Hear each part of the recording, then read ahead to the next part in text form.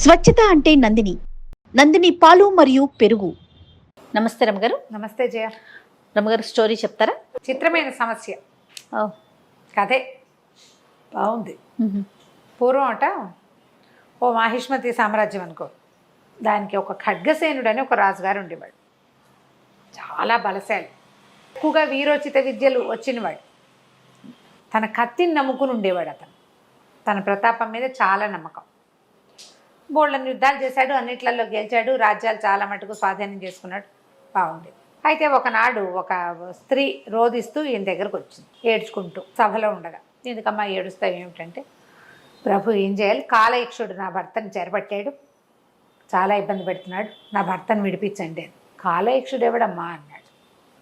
అదేమిటండి మీకు తెలీదా, మన రాజ్యానికి 3 ఆమడ్ల దూరంలో పెద్ద కోట కట్టుకుని ఉన్నాడు, వాడొక యక్షుడు, రాక్షసుడికి తక్కువగానే శౌర్యం ఉంది వాడికి.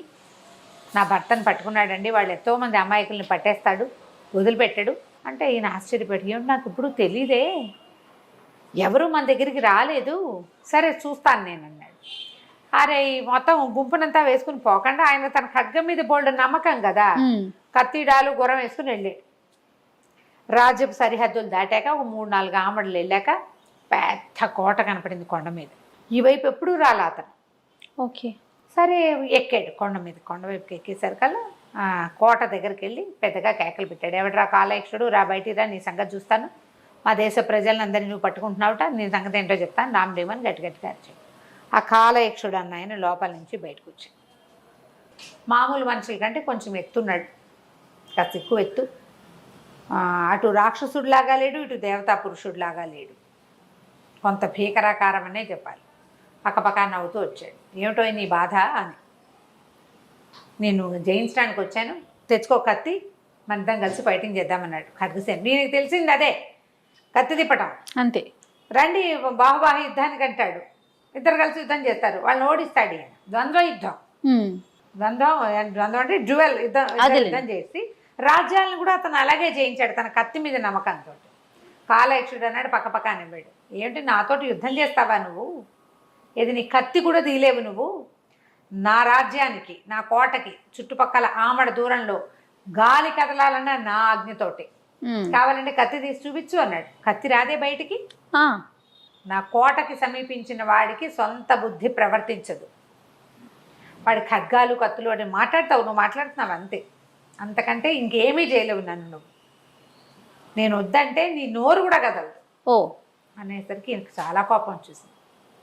మా రాజ్యంలో ఉన్న వాళ్ళందరినీ బంధిస్తున్నావుట, వాళ్ళని వదిలిపెట్టేసేయి, దానికోసమే వచ్చాను నేనంటే. ఖడ్గసేనుడు తను అన్నాడు కాలయక్షుడు, దాందేముందిలే వదిలేస్తాను, నేను క్షణాల్లో చంపగలను, కానీ నాకు నేను చంపబుద్ధి కావట్లా.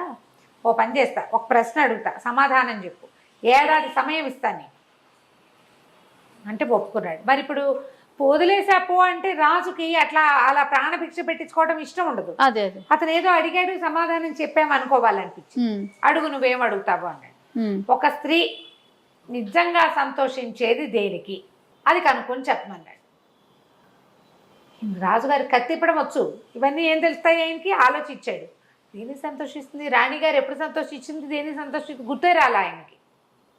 సరే వెళ్దాం అనుకున్నాడు, ఇంటికి వెళ్ళిపోయాడు. వెళ్ళి ఇక సామాన్యం మానవుడు పౌరుడి వేషం వేసుకుని ఊళ్ళు తిరగడం మొదలుపెట్టాడు, కనుక్కోవటం కోసం. ఓ ఊళ్ళో అడిగితే స్త్రీకి అందమైన భర్త కావాలి, బుద్ధిమంతుడైన భర్త కావాలి, హ్యాబిట్స్ లేని భర్త కావాలి, స్త్రీకి బంగారం కావాలి, స్త్రీకి ఇల్లు కావాలి, వాకిలి కావాలి, అమ్మ కావాలి, నాన్న కావాలి, 100 వచ్చినాయి సమాధానాలు. ఏ ఒకటి సాటిస్ఫాక్షన్ లేదు, ఇదే అని తెలియదు ఆయనకి. అందమైన భర్త కావాలి అని కనుక్కున్నాడు. ఇంకో ఊరు వెళ్ళాడు, అందమైన భర్త కావాలంటే ఆ ఊళ్ళో అతను ఎవరింటో దిగాడు, ఆవిడంటుంది, ఏందండి అందం కొరుకు తింటా, మా ఆయన లేడు అందంగా, పని లేదు పాట లేదు, పాపిష్టి మొగుడు అంటుంది. సో అందమైన మొగుడిని కొట్టేయాలి, అక్కడి నుంచి బుద్ధిమంతుడైన మొగుడు. ఎందుకండి ఒట్టి బుద్ధి ఏం చేసుకుంటామండి, చుట్టాకి అందం లేకుండా, అందం చందం లేదు, పక్కన నుంచి ఉంటే రోతగా ఉంటాడు అంటుంది ఇంకొక ఆవిడ. బాగుందిగా. సంవత్సరం నుంచి మించుగా గడిచిపోయింది. గడువు తీరాక కాలయక్షుడి దగ్గరికి వెళ్ళాలి. ఆ వెళ్ళే దారిలో ఒక చోట కూర్చున్నాడు. కూర్చుంటే ఒక ఏడుపు వినపడుతుంది, ఎవరో ఏడుస్తున్నారు. ఈయన ఆడ మనిషి ఎవరితో ఏడుస్తోందని అక్కడే పరిగెళ్తే ఒక ముసలి వికృతాకారి వృద్ధ స్త్రీ ఏడుస్తుంది. ఓకే, ఏమిటమ్మా నీకు ఏం కష్టం వచ్చిందమ్మా అంటే, నా కష్టం ఏముందండి, నాకంటే పెద్ద కష్టంలో ఉన్నారు మీరు, ప్రాణాపాయం వచ్చేసింది మీకు అంటే ముందు నీ కష్టం చెప్పమ్మా అన్నాడు. నాకు పెళ్ళి అవ్వలేదండి, నన్ను ఎవరు పెళ్లి చేసుకోవాలా, ఆ దుఃఖంతో ఏడుస్తున్నాను నేను. నువ్వు నాకంటే పెద్ద కష్టం, ఒకటి దుఃఖమే నాకు, నీకున్నది కష్టం కదా. మరి నాకు పెళ్లి చేస్తానంటే నీ ప్రశ్నకి సమాధానం నేను చెప్తాను. ఈయన సమాధానం వరకు బాగానే ఉంది. వృద్ధ వికృతాకారి స్త్రీని ఎవరు పెళ్లి చేసుకుంటారు? ఈయన బికమహం వేశాడు. తనకేమో ప్రాణాపాయం ఉంది, సమాధానం కావాలి, నా దగ్గర ఉంది అని చెప్తాం. సరే చూద్దాం అనుకున్నాడు. అసలు ఆ సమాధానం అవునో కాదో తెలియదు, టెస్ట్ చేయాలి కదా. ఇప్పుడు తను 250 సమాధానాలు తెచ్చాడు, 250 కరెక్ట్ కాదని పక్క ఊళ్ళోనే ప్రూవ్ అయిపోయినాయి. అంతేగా. ఈవిడ చెప్పిన సమాధానం ప్రూవ్ అవుతుంది కాలయక్షుడి దగ్గర. చూద్దాం అనుకుని సరే ఏమిటో చెప్పమన్నాడు.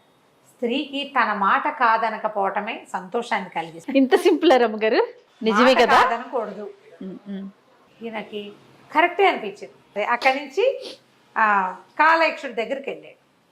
సమాధానం చెప్పగానే కాలయక్షుడు చాలా సంతోషించాడు. సరైన సమాధానం చెప్పావు, ఆడవాళ్ళకి ఇదే కావాలి అని వెళ్ళిపోయాడు లోపలికి. నువ్వే గెలిచావు, నువ్వు నన్ను గెలిచినట్టే. మీ దేశం వాళ్ళందరినీ నేను పట్టుకున్నా కదా, వాళ్ళందరినీ వదిలేస్తున్నాను అన్నాడు. శభాష్. ఇప్పుడు ఈయన వెనక్కి వచ్చాడు. ఆ అమ్మాయి చెప్పిన సమాధానం కరెక్టు, మరి పెళ్లి చేస్తానని ఒప్పుకున్నాడు. ఈ వృద్ధ వికృతాకారి స్త్రీని వివాహం చేసుకునేది ఎవడు? ఇంటికి వచ్చాడు కానీ బికమహం వేసుకుని కూర్చున్నాడు ఈయన. అంతకుముందు రోజు ఖడ్గ విద్య చాలనాలు అవి చేసేవాడు, ఇప్పుడు ఏమిటి చేయటం లేదు, కామ్గా ఉంటున్నాడు. రాజుగారికి ఒక మేనల్లుడు ఉన్నాడు, ఈ ఖడ్గసింహుడికి, రూపధరుడు అతని పేరు. కుర్రవాడు, ఓ 10 ఏళ్ళు ఉంటాయి, 23-24 ఏళ్ళు ఉన్నాయి. అయితే రోజు అడిగేవాడు, ఎందుకు అలా ఉన్నావు, ఏమిటి నీ బాధ ఏమిటి, సమాధానం లభించింది కదా అంటే, సమాధానానికి నేను ఇట్లా ఒక వృద్ధ స్త్రీకి మాట ఇచ్చాను అనేసరికల్లా ఇతను అన్నాడు రూపధరుడు, నీ తర్వాత రాజ్యం నాది, నీ మాట కూడా నాదే. ఓ శభాష్. నేను చేసుకుంటాను పెళ్ళి. ఓకే, నేను పెళ్లి చేసుకుంటానంటే అందరు ఆశ్చర్యపోయారు. కానీ అతను ఒప్పుకున్నాడు, పట్టు పెళ్లి చేసుకుందామన్నాడు. ఆ వృద్ధ స్త్రీని తీసుకొచ్చారు. అందరూ జనాలు నోళ్ళు నొక్కున్నారు. వృద్ధురాలు, వికృతాకారి ఏం చేస్తారు? వివాహం అయిపోయింది. పెళ్ళైన తర్వాత ఏకాంతంగా భార్యాభర్త కలుసుకున్నారు.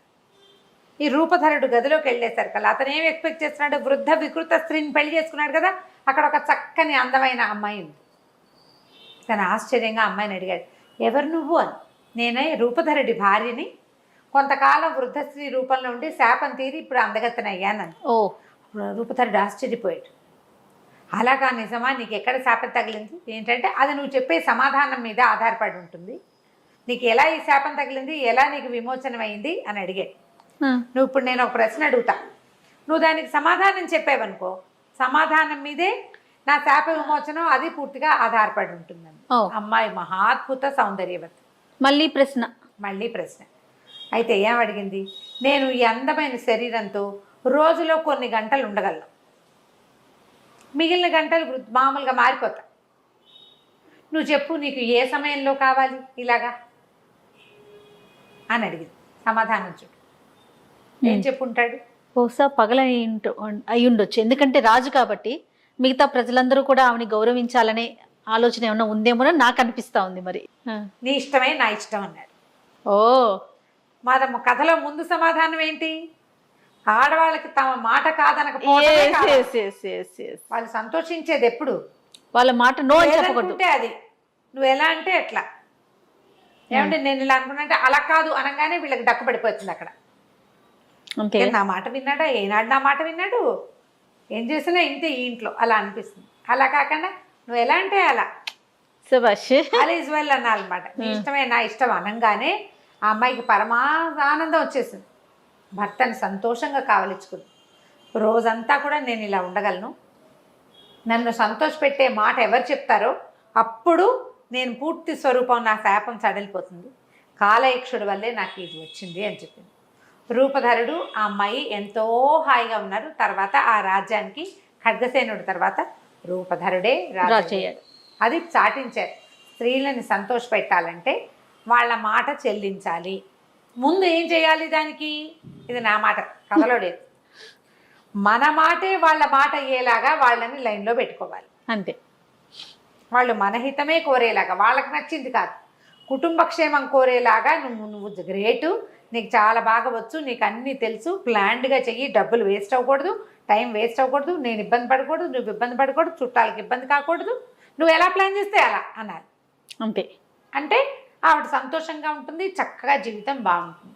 పాత కథలు పిచ్చి కథలు కావు, జీవిత సత్యాలు ఉంటాయి. ఎంత మోరల్ ఉంది ఈ స్టోరీలో బాబా. సూపర్ రమ్మగారు. చిత్రమైన సమస్య కథ కంచికి మనం ఇంటికి. నమస్తే. నమస్తే.